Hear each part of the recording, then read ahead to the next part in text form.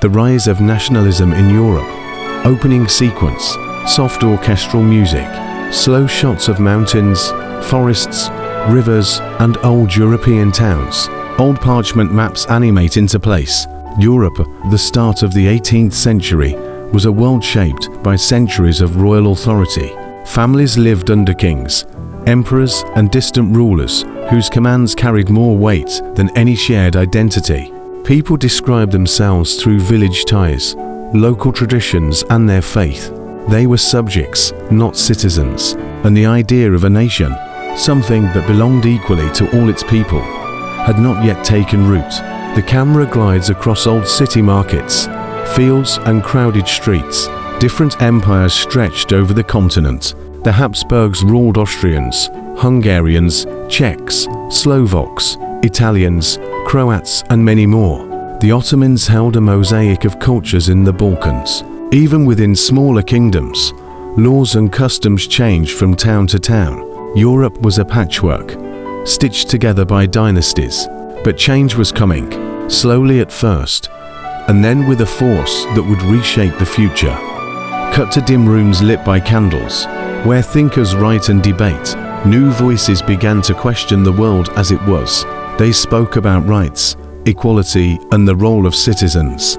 Their ideas spread through pamphlets that passed from hand to hand, through discussions in coffee houses, and through the growing influence of students and the middle class. These ideas challenged the belief that society must remain unequal and unchanging. They planted a seed that would grow into nationalism. The scene shifts to France, 1789, streets filled with unrest. In France, pressure had been building for years. A rigid class system kept wealth and privilege in the hands of a few, while ordinary people struggled under heavy taxes. When bread prices rose and hunger spread, anger turned into action. On a hot July morning, crowds surged toward the Bastille, a fortress that symbolized royal control. Slow-motion shots of the Bastille being stormed. That moment marked more than the collapse of a prison. It marked the rise of a new idea, that people could shape their own political destiny. France declared that it was not simply a land ruled by a king. It was a nation made of citizens, and those citizens had rights. Flags rise, soldiers take oaths, a new government forms. The revolution brought enormous change. Feudal dues disappeared. A single set of laws replaced hundreds of old regional customs. The metric system standardized measures across the country. Schools and institutions began teaching the values of liberty, equality, and unity. France was rebuilding itself from the inside out, and the rest of Europe was watching. Crowds of workers and students rally in the streets. In 1848, Europe reached a breaking point. Workers demanded better conditions. The middle class demanded elections and representation. Students marched for freedom and unity.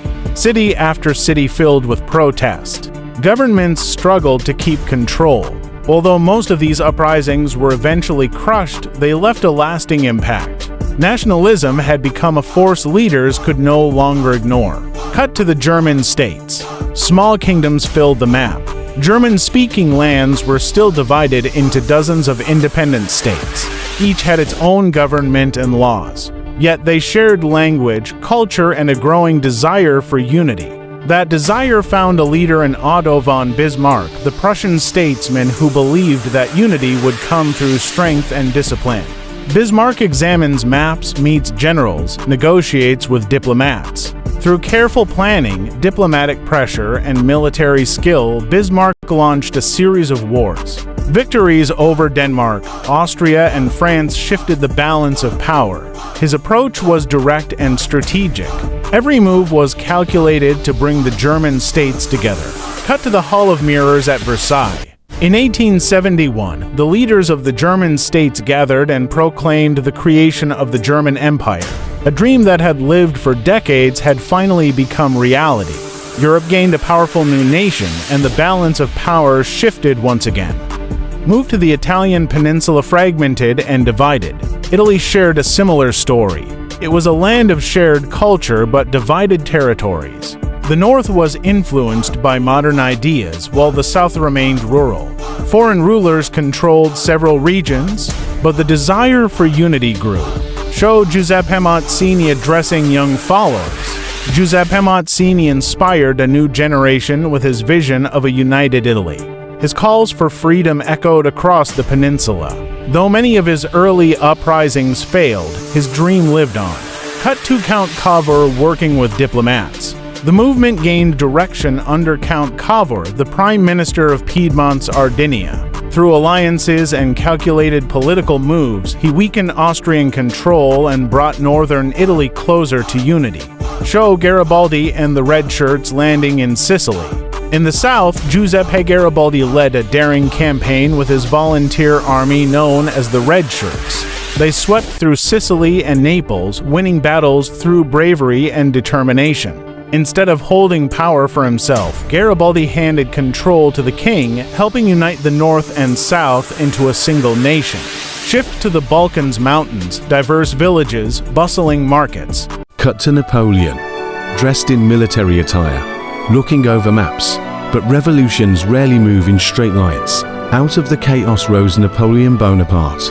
Brilliant, ambitious and determined, he seized control and set out to reshape not just France, but the entire continent. As his armies advanced, he carried modern laws to the lands he conquered.